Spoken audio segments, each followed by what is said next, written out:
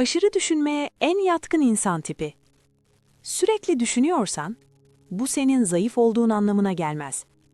Belki de beynin bazı şeylere herkesten daha duyarlıdır. Aşırı düşünmek, yani overthinking. Bir cümleyi defalarca kafada çevirmek. Olmamış bir konuşmayı tekrar tekrar yaşamak. Ya şöyle olsaydı diye kendini yormak. Çoğu insan bunu bir alışkanlık sanır. Ama aslında bu, belirli bir insan tipinin zihinsel eğilimidir. Ve belki de sen o insan tipindesin. Aşırı düşünme nedir? Aşırı düşünme, sorun çözmek değildir. Aynı düşüncenin etrafında dönmektir. Çözüm üretmeden enerji harcamaktır. Ve bu durum herkeste aynı şekilde ortaya çıkmaz. Aşırı düşünmeye en yatkın insan tipi. Şimdi bu insan tipini parça parça inceleyelim. Eğer anlatılanların çoğu sana tanıdık geliyorsa, sebebi bu olabilir. 1. Yüksek duyarlılığa sahip olanlar. Bazı insanlar, çevresindeki detayları daha yoğun algılar. Sesleri, bakışları, ton değişikliklerini. Birinin "iyi misin?" deyişindeki en ufak farkı bile hissederler. Bu insanlar genellikle empatiktir, ince düşünür, başkalarının duygularını kolayca fark eder. Ama bunun bir bedeli vardır. Beyin fazla veriyle dolduğunda susmakta zorlanır. 2. Çocuklukta eleştiriyle büyüyenler. Eğer çocukken sık sık "daha iyisini yapabilirdin, buna da mı dikkat etmedin, yanlış yapma" gibi cümleler duyduysan, zihin kendi kendini kontrol etmeyi öğrenir. Ama zamanla bu kontrol içsel bir baskıya dönüşür. Aşırı düşünme çoğu zaman şunun sonucudur: hata yapmamalıyım. 3. Mükemmelliyetçiler.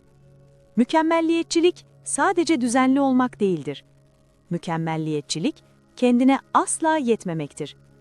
Bu insanlar şunu düşünür: bir ihtimal daha düşünmeliyim. Bir şeyleri kaçırıyor olabilirim. Ve beyin kendini durduramaz. Çünkü durmak, eksik kalmak gibi hissettirir. 4. Duygularını bastırmayı öğrenenler. Bazı insanlar üzülür ama üzgün olduğunu göstermez. Sinirlenir ama sessiz kalır. Kırılır ama "önemli değil" der. Ama bastırılan duygular yok olmaz. Gece olur, sessizlik olur ve zihin konuşmaya başlar. Aşırı düşünme, çoğu zaman söylenemeyenlerin dilidir. 5. Sorumluluğu erken yaşta alanlar. Küçük yaşta büyümek zorunda kalanlar. Ailede arabulucu olanlar. Herkesi idare edenler.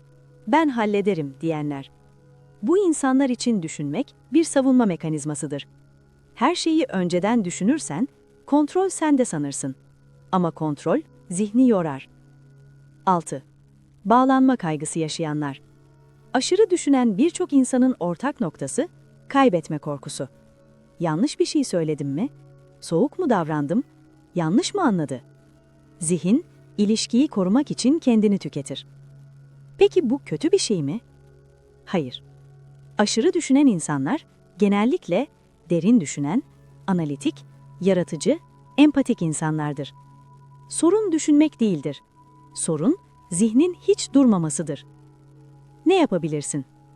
Amaç zihni susturmak değil. Amaç, onunla sağlıklı bir ilişki kurmak. Kendine şunu sormakla başla: şu an düşündüğüm şey bana gerçekten yardımcı oluyor mu? Cevap hayırsa, durmak bir zayıflık değildir. Eğer bu videoda kendini gördüysen, şunu bil: aşırı düşünmen, senin bozuk olduğun anlamına gelmez. Bu, zihninin dünyayı biraz fazla hissettiği anlamına gelir. Yorumlara tek kelime yazman yeterli: benim.